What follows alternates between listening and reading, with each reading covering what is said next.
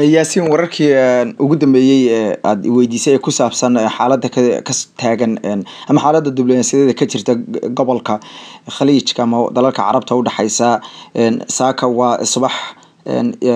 dabcan waa subax jimco ah inta badan dalalka Carabta iyo dalalka Islaamka lagama shaqeeyo waana maalin fasaxa hase ahaatee wali waxa si xoogan u sii socda xiriirka sii xumaanaya ee diblomaasiyadeed iyo isku dhacyada waxaana moodaa xaaladdu mar ka sii dhamaysa inaysan wax ka soo raynaysan lahayn inay ka sii darto mooyaane marka la eego talaabooyinka kala gadgadisan ee dalalka maartay Khaliijku Sacuudigu horboodayo ay maartay kula kacayaan dalka Qatar waxaana moodaa in mar kasi dhamaysa ay maartay arinta si adkaanayaan ama arintu si adkaanaso wararkii ugu dambeeyay dalka Saudi Arabia iyo dalalka kale ee maartay sheegay xiriirka saaxiibtinimada dhow ay leeyihiin Bahrain iyo waliba dalka Imaaraadka Carabta waxay ku talaabsadeen waxay soo saareen liis ay ku qoran yihiin 59 ruux oo uu ku jiro wasiirkii hore ee arrimaha gudaha dalkaasi Qatar iyo waliba muftiga weyn ee dalka Qatar isla markaana ah muftiga loo yaqaano inuu maartay sheeg madax u yahay ama uu ku jiro madaxda sarsare ururka Ikhwan Muslimiin Sheikh Yusuf Al-Qardawi waxayna ku dareen liiska argagixisada waxayna sheegeen inay yihiin xubno ka tirsan ururada argagixisada ama ku xiran ama si ugu xiran ururada loo yaqaano argagixisada ee u yaqaanaan dabcan reer galbeedka iyo dalalka ay wada shaqeynta leeyihiin waxaana runtii Qatar ay arintaas kaga jawaabtay sidoo kale waxa jira intaan qodobkaas aan ka bixin aan jawaabta Qatar ayna gaarin 12 urur ama 12 kooxood oo ay sheegeen in Qatar xiriir leeyihiin ay waxay ku dareen iyaguna maartay liiska yiraahdeen waa argixisada dalalkaasi iyagoo sheegay inay yihiin ururo u taagan maartay sheegay ama la shaqeeyay yiraahdeen kooxaha xaq jirka walaw aysan wax cadayna aysan keenin ama aysan ku darin oo aysan ku lifaaqin wadamadaas afarta ah ee arintaas isku raacay maartay sheeg arintaasi hase yeeshee wasiirka arrimaha dibadda ee dalka Qatar Mohammed bin Abdulrahman Al Thani ayaa sheegay in aysan Qatar isku dhiibeynin ama aysan isku dhiibeynin cadaadiska diblomaasiyadeed la saaray wuxuuna meesha ka saaray in Qatar ay wax yeeli karto buudi cadaadiskan iyo godoomintan ay la yimaadeen dalkanu wuxuu sheegay in dalka Qatar uu yahay dal qani ah asagoo yiri Ilaahay baa ku mahadsan inaanu nahay dal Ilaahay ku manaystay buuri maartay sheegeen khayraad dabiici ah oo dabcan gaaska ay kamid tahay wuxuuna sheegay in dalkiisu uu xiriir fiican la leeyahay dalalka caalamka isla markaana hanti fara badan ay dalka dibadiisa iyo dalka gudihiisaba u taalo wuxuuna yiri dalka Qatar wuxuu xoojinayaa xiriirka kale uu la leeyahay dalalka kale wuxuuna sheegay in siyaasadooda arrimaha dibadda iyo siyaasadooda dalahan ay xaq u leeyihiin aysan marna uga tanaasuleynin cadaadis iyo caburin ku dhisan buuri wax ka baxsan buuri xeerarka caalamiga iyo walaaltinimada wuxuuna sheegay in qaabkan loola dhaqmay aysan ahayn wuxuu ku tilmaamay qaab cadaawada oo aysan ahayn dalal Carbeed ay dal walaalkooda ama dal yar oo walaalkooda ay saa ula dhaqmaan dabcan dal yar isagu muu isticmaalin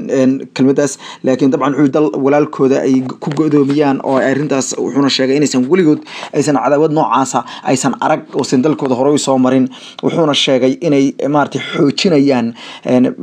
xiriirka kale ee caalamka leeyihiin inta wuxuu ku daray Mohammed bin Abdulrahman Al Thani in ciidamada ka hadlayay dalka Turkiga iyo ciidamada ay u soo dirayaan ama ay soo daabulayaan dalkaasi Qatar inay tahay arin horay maartay labada dal ugu heshiiyeen isla markaana aysan ahayn arin khusaysa buuri arrimahan hadda jira wuxuuna yiri waxay wax ka taraysaa nabadgelyada gobolka iyo caalamkaba dabcan labada dal waxay dhamaantood wuxuu yiri ay ka midaysan yihiin la dagaalanka argagixisada iyo waliba kooxaha maartay nabadiidka oo soo hadalka u dhigay wuxuuna sheegay inaysan ahayn in laga shakiyo lagana dido buuri arintaas wuxuu ku nuxnuxsaday in dalka Qatar aysan afduub u ahaa karin caga jugleyn ku saabsan buuri maartay xiriirkan diblomaasiyadeed iyo maartay sheegeen dhibaatadan xagga dhaqaale ay maartay ay dabcan geysteen dawladaha ka tirsan Khaliijka ama ku wada jireen ururka loo jiray ururka la yiraahdo GCC wuxuuna calaamad saaray mustaqbalka ayuu yiri jiritaanka GCC inuu bal sii jiri doono in kale ayuu yiri sidoo kale waxyaalaha yaasiin xiisaale waxa kamid ah wasiirka arrimaha dibadda ee Saudi Arabia ninka la yiraahdo Adil Al-Jubairi ayaad moodaa inuu arintan iib geynayo waxaana uu si xiriir ah ilaa iyo toddobaadkan uusan kala goynin booqashooyin uu cagta ku marinayo dalal badan oo caalamka kamid ah asagoo qaaradda Yurub wadamada maartay Faransiiska iyo waliba Jarmalka soo maray dalka Ingiriiska uu doonayay inuu soo marano waxa la sheegay in doorashada u socotay uu ballamihii ka waayay halka wuxuuna haatan ku soo dhaxdhacay xagga gobolka asagoo maanta oo shalay galabnimadii oo khamiis ahayd ilaa caawa ilaa xalay ku sugnaa magaalada maartay Musqat ee dalkaasi Cumaan waxaana lama garanayo wax ay ka wada hadlayaan ama uu rabo inuu dalkaasi Cumaan uu maartay ku qanciyo waxaase la dareemi karaa inuu dabcan doonayo in dalka Cumaan uu ku cadaadiyaan Sacuudigu inay ayaguna talaabada qaateen oo kala qaataan walow Cumaan iyo Kuwait oo ka tirsan lixda dal ee ku midoobay ururka GCC ay hore iyagu sheegeen in arrinta dhexdhexaad ka noqonayaan isla markaasna ay qayb ka noqon doonin maartay cadaadiska qadar lagu hayo waxayna qaateen kulay dabcan go'aan aan la ogeyn inuu isbedel doonayo in kale iyadoo amiirka dalkaasi Kuwaitna uu horay booqasho ugu tagay saddexda dal arintaas sida weyn u khusayso isagoo isku dayay bal inuu arinta soo qaboojiyo ama soo dabaalo dhanka kale wararka hadda soo dhacaya warbaahinta carabtu aad iyo aad u hadalhayso ama qoras waxa kamid ah wasiirka arrimaha dibadda ee dalka Qatar ayaa wuxuu mar dhow ka degay magaalada Berlin ee dalkaasi Jarmalka wuxuuna halkaasi kula qabtay shir jaraa'id si wada jira dhigiisa dalkaasi Germany wuxuuna ku tilmaamay cunaqabataynta iyo waliba wuxuu yiri xanibaadda dhaqaale ee la saaray dalkaasi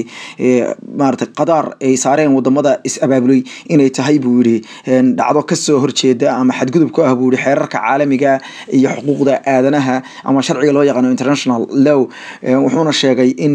ay tahay wax maartay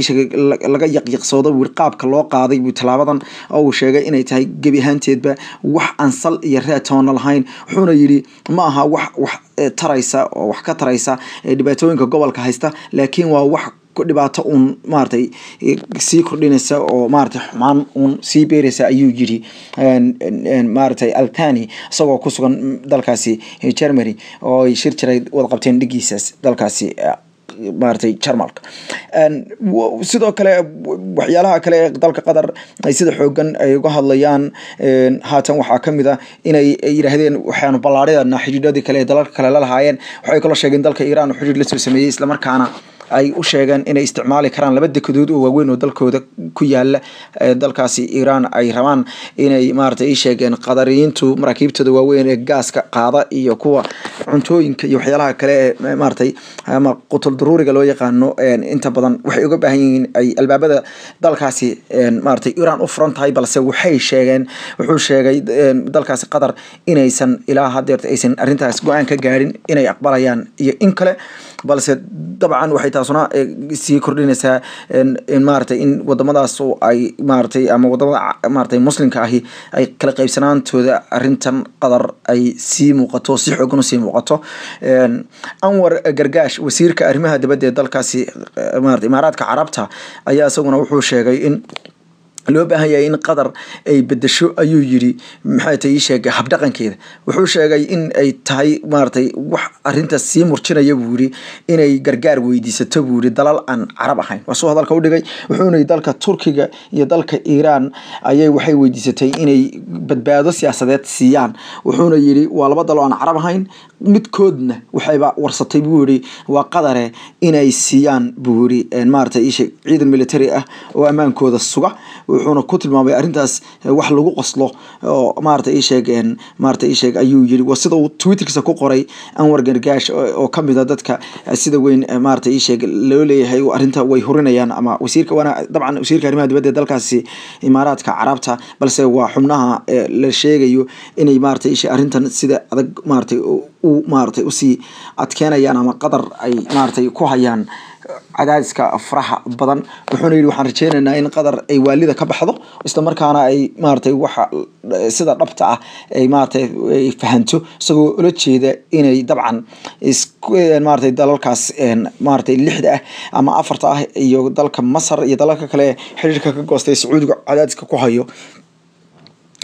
ay maartay waxay rabaan u samayso balse taa waxa meesha ka saaray dhigiisa dalkaasi Maxamed Cabdiraxmaan Al Thani oo ah wasiirka arrimaha dibadda ee dalkaasi Qatar sidoo kale nin u hadlay senator kamid ah senatorada aqalka sare ee dalkaasi Mareykanka ahana kana mid ah gudiga xiriirka caalamiga u qaabilsan aqalka sare ee dalka Mareykanka oo la yiraahdo Bob Corker ayaa wuxuu sheegay inay aad uga walacsan yihiin xaaladda wuxuuna yiri waxa anaga meel ka dhacno noqon karta hadaanu aanu qolo ahaan aan taageerno labada maartay sheeg labada dhinaciisa haya asagoo dabcan Qatar iyo dalalka soo horjeeda wuxuuna yiri anagu waxaanu nahay dal saaxiib la ah dhamaantood danana ay kaga xidhan yihiin gobolka waxaanuna doonaynaa buu yiri in arinta aanu ku soo celino sida caadiga ah anagoo mar walba isku dayna buu yiri inaan isku soo dhaweeyno dalalka balse aysan hayn inaanu la kala safarno dabcan waxa laga yaabaa hadalkaas inuu u dusinayo hadal sii horeeyay madaxweynaha Mareykanka walow madaxweynaha Mareykanka arintaas uu si weyn dib uga noqday ama uu maartay U-turn ka sameeyay oo uu sheegay inay qaadanayo in labada dal ama dalalkan waliba Sacuudiga iyo soo carabaabay iyo dalka Qatar ay heshiisinayaan wuxuuna ku casuumay aqalka cad haday suuragal tahay balse taas waxaad moodaysan inaysan sidii rabay u dhicin waayo wasiirka arrimaha dibadda Qatar wuxuu mar dhaweeta sheegay in amiirka dalkaasi Amir Tamim uusan tagi doonin magaalada Washington xaaladda dalkiisa awgeed isla markaana uusan dalkiisa xaaladan uusan iyo dadkiisa kaga dhaqaaqi karin lama yaqaano casuumada wuxuu u diiday laakiin meesha ay ka saareen in hadeerto ay Qadariyiintu ay aadaan aqalka cad maadaama ay shaki ah qabaan inaysan dhaxdhaxaad ahayn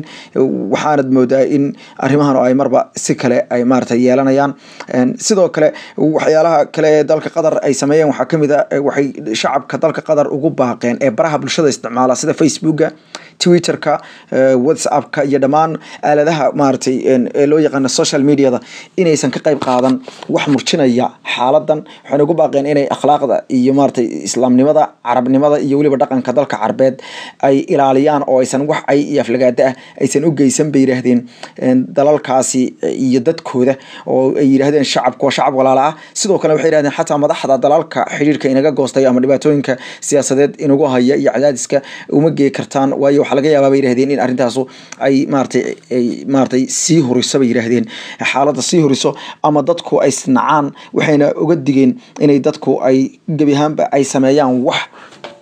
maaragtay isha arinta horinaya waxayna yiraahdeen dal waxaad joogtaan wanaagsan waxaad leedihiin dhaqan aad iyo aad u fiican oo ku fadhiya bay yiraahdeen diinteena sooban ee islaamka waxaana idin kula talinaynaa inaad qaadataan wanaagga leedku yaqaanay isla markaana wax isku soo dhaweeyna mooyaane wax kala fogeyn ay sameeyeen balse taa bedelkeedii dalka Bahrain wuxuu dadka ugu baaqay in qofkii lagu arko asagoo dalka Qatar wax maartay asxaana u sameynaya ama haba yaraatee wax wanaaga bartiisa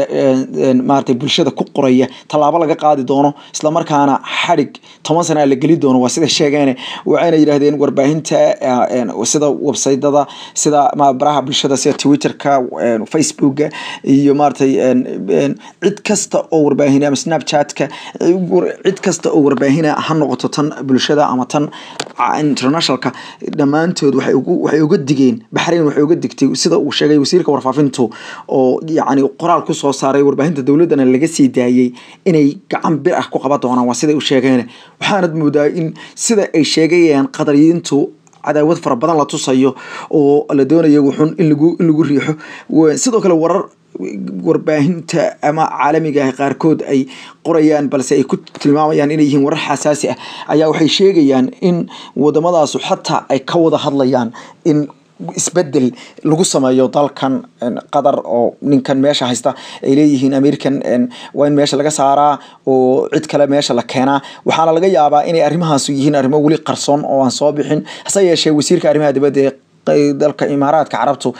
arinta meesha uu ka saaray uuna beeniyay wuxuuna sheegay inaysan ayagu doonaynin inay xukunka bedelaan ama xukuumadda bedelaan balse ay doonayaan inay habdhaqanka iyo siyaasadda dalka bedelaan hase yeeshee dhammaan wax walba waa suuragal marka la eego qaabka isku xidhnaanta waxyaalaha kale cajaa'ibka waxaa kamid ah xataa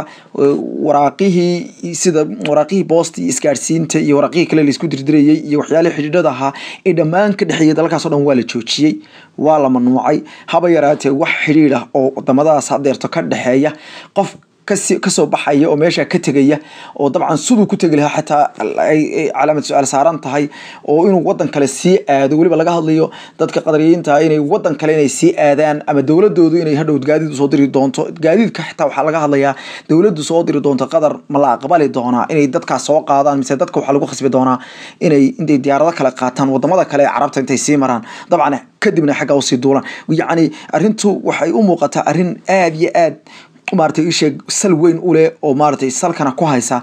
wax in badan qarsoonaa waxaana arrintan mar soo shaac baxday 2014 oo mar safaaradaha ay ka qaateen dalka Qatar dalalkaas laakiin arrintu inta may gaarsiisnayn hase yeeshee hadda waxaad moodaa in ay sidan xaaladdu ka culus tahay oo ay ka sal weyn tahay madaxweynaha Turkiga dalkaasi madaxweynaha Turkiga Recep Tayyip Erdogan wuxuu isaguna ku celiyay oo maartay xaqiijiyay in ciidankiisa loo diray dalkaas loo dirayo isla markaana ay Qatar tababari doonaan ciidankooda wuxuuna yiri laba qodob oo sharci ayaa baarlamaanku ansixiyay qodobka in ciidamo loo diro saldhigga awal baan halkaan ku lahayn lagu xoojiyo qodobna waa qodob ah in ciidamada dalkaasi Qatar ay ciidamada gaarka ah ee dalka Turkigu ay tababar siiyaan isla markaana ay bandhig ciidan wada jira ama dowlad ciidan oo wada jira ay sameeyaan sida ugu dhaqsaha badan xogayaha guud ee qaramada midoobay Antonio Guterres ayaa isaguna wuxuu sheegay inuu diyaar u yahay inuu dhexdhexaadiyo isla markaana taageero buudi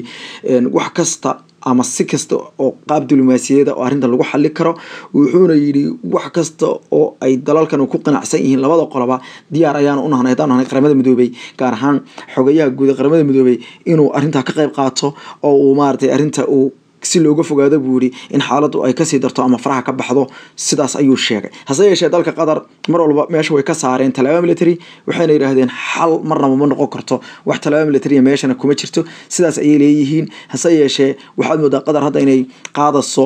talaabooyin u gaara wasiirkooda arrimaha dibadda wuxuu bilaabay maanta socdaalkaas waxaana la sheegay wadamo badan oo Europe u badan inuu cagta mari doono sidoo kale waxa laga yaabaa aakhirka in wadanka Turkiga soo maro iyo dalal kale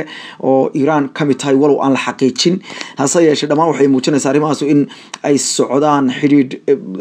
dalalkan qolo ku soo jiidanayso oo isku dayayaan inay waxay sheegeen laakiin Qatar waxay hoosta ka xariiqday inay go'aamadeeda ku saleed doonto marka ay soo dhamaadaan bay yiraahdeen bal ololahan Sacuudigu wado ee dalalka xiriirada jarayana si wacan loo ogaado waxaana ugu dambeeyay arrintaas dalalka xiriirada goonaya dalka Chad oo asagu bartamaha Afrika ku yaala oo u yaadhay safiirkii dalkaas walow aysan ayagu ku dhawaaqeen xiriirka si rasmi ah u gooyeen bas waxay sheegeen inay safiirkooda u yeedheen wada hadal iyo wada tashan ugu yeedheen lamana yaqaano inay saas u ku maqnaa doono safiirku sidoo kale Djibouti goorsi horeysay waxay iyaguna hoos u dhigeen xiriirkii ay dalkaasi la lahaayeen dhamaan arrimahan oo dhan ayaa haatan soconaya waxayna arrintu u muuqataa in ay marba marka ka sidamaysa ay warar cusub soo baxayaan ishayna ku hay doona wararku si isku kala bedbedelaan iyo waliba sida ay noqon doona xaaladda inaga mar walba ku qiimeynana wararka jira waxyaalaha kale inta aan ka bixin yasiin kugu dar lahaa waxa kamid ah dalka Suudaan oo horay xubno ka tirsan baarlamaankiisu ama sharci dejintu ay ugu baaqeen dawladda ama xukuumadda talada hayse al-Bashir inay xiriirka u gooyaan Qatar ayaa diiday waxayna sheegtay inay iyadu mar walba ahaa doonto dhexdhexaad isla markaana waxay ku baaqday in arrinta si walaaltinimo ah lagu dhameeyo isla markaana xiisadda inta la joojiyo ay mar walba eegaan bay yiraahdeen xiriirka adag ee u dhaxeeya iyo waliba wada dhalashada dhiig iyo dhaqaneed waa sida ay sheegeen ama sida uu sheegay wasiirka arrimaha dibadda dalkaasi Suudaan Ibrahim Qandur oo maartay la hadlay warbaahinta maanta sidoo kale waxa wararku ay muujinayaan marka guud ahaantood la fiiriyo in loolanka ku saabsan in dalkan la go'doomiyo ujeedkiisu uu yahay in marxaladda siyaasadeed ee dalkan Qatar ama habdhaqanka siyaasadeed oo caalamka kula dhaqmo iyo guud ahaan wadamada Islaamkaba la bedelo ama la dhalan rogo Qatarna taas weydiitay. Waa mahadsantahay.